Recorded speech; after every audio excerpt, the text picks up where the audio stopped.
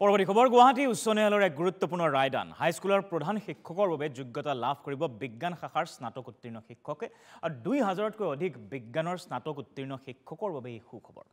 পূৰ্বে উচ্চ প্ৰাথমিক বিদ্যালয়ত শিক্ষাদান কৰিছিল এই সকল শিক্ষকে বিদ্যালয় একত্ৰীকৰণৰ পাছত হাইস্কুলত নিযুক্তি দিয়া হৈছিল এই সকল শিক্ষকক আৰু তেওঁলোকৰ জ্যেষ্ঠতাৰ প্ৰধান শিক্ষক পদৰ যোগ্যতাৰ বাবে স্বীকৃতি দিয়া নাছিল চৰকাৰে আৰু পূৰ্বৰ অভিজ্ঞতাক স্বীকৃতি নিদিয়াৰ বাবে ন্যায়ালয়ৰ দ্বাৰস্থ হৈছিল একাংশ শিক্ষক আদালতৰ নিৰ্দেশৰ পাছত প্ৰধান শিক্ষক পদৰ সেৱা বিধি সলনি কৰিবলৈ বাধ্য হ'ল ৰাজ্য চৰকাৰ একেটা ৰায়দান যোগে ন্যায়ালয়ে প্ৰত্যাহাৰ কৰে প্ৰধান শিক্ষক নিযুক্তি প্ৰক্ৰিয়াত পূৰ্বে দিয়া স্থগিতাদেশ 2023 বৰ্ষৰ পৰা স্থগিত হৈ আছিল প্ৰধান শিক্ষক পদৰ নিযুক্তি প্ৰক্ৰিয়া আৰু আদালতৰ ৰায়দানৰ পাছত হাইস্কুলত প্ৰধান শিক্ষক পদৰ নিযুক্তি প্ৰক্ৰিয়া এতিয়া সুগম হৈ উঠিল স্বাভাৱিকতে এই সকল শিক্ষকৰ বাবে এক আশাৰ খবৰ ভাল খবৰ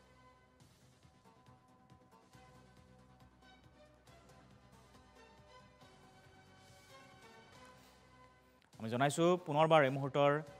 এই গুৰুত্বপূৰ্ণ খবৰটো আদালতৰ এক নিৰ্দেশ গুৱাহাটী উচ্চ ন্যায়ালয়ৰ এই গুৰুত্বপূৰ্ণ ৰায়দান হাইস্কুলৰ প্ৰধান শিক্ষকৰ বাবে যোগ্যতা লাভ কৰিব বিজ্ঞান শাখাৰ স্নাতক উত্তীৰ্ণ শিক্ষকসকলে আৰু ইয়াত আছে 2000তকৈ অধিক বিজ্ঞানৰ স্নাতক উত্তীৰ্ণ শিক্ষক যিসকল শিক্ষকৰ বাবে এই মুহূৰ্তত এই সুখবৰ আমি জনাইছো পুনৰবাৰ পূৰ্বে উচ্চ প্ৰাথমিক বিদ্যালয়ত শিক্ষাদান কৰিছিল এই সকল শিক্ষকে সেই অভিজ্ঞতা তেওঁলোকৰ আছে কিন্তু বিদ্যালয় একত্ৰীকৰণৰ পাছত হাইস্কুলত নিযুক্তি দিয়া হৈছিল এই সকল শিক্ষকক আৰু তেওঁলোকৰ জ্যেষ্ঠতাক প্ৰধান শিক্ষক পদৰ যোগ্যতাৰ বাবে স্বীকৃতি দিয়া নাছিল চৰকাৰে পূৰ্বৰ অভিজ্ঞতাক স্বীকৃতি নিদিয়াৰ বাবে ন্যায়ালয়ৰ দ্বাৰস্থ হ'বলৈ বাধ্য হৈছিল একাংশ শিক্ষক আৰু ন্যায়ালয়ে বিষয়টো বিবেচনা কৰি এই ক্ষেত্ৰত প্ৰধান শিক্ষক পদৰ সেৱা বিধি সলনি কৰিবলৈ নিৰ্দেশ দিয়ে যাৰ বাবে চৰকাৰে এই বিধি সলনি কৰিবলৈ বাধ্য হৈছে বিষয়টো আছিলে আপোনাৰ গোটেই অসমৰ যিসমূহ হাইস্কুল আছিলে এই গোটেই হাইস্কুলসমূহত আপোনাৰ প্ৰধান শিক্ষক নিযুক্তিৰ এটা প্ৰক্ৰিয়া ৰাজ্য চৰকাৰে ৰিচেণ্টলি 2023 চনত ইনিচিয়েট কৰিছিলে তো তাতে আমাৰ যিসকল গুচৰীয়া তেওঁলোক আছিলে আপোনাৰ অৰিজিনেলি তেওঁলোক বিজ্ঞান শিক্ষক আপাৰ প্ৰাইমেৰী লেভেল স্কুলৰ তো তেওঁলোক সায়েন্স গ্ৰেজুৱেট টিচাৰ বুলি আমি তেওঁলোকক অভিহিত কৰোঁ এজ পাৰ ছাৰ্ভিচ ৰুল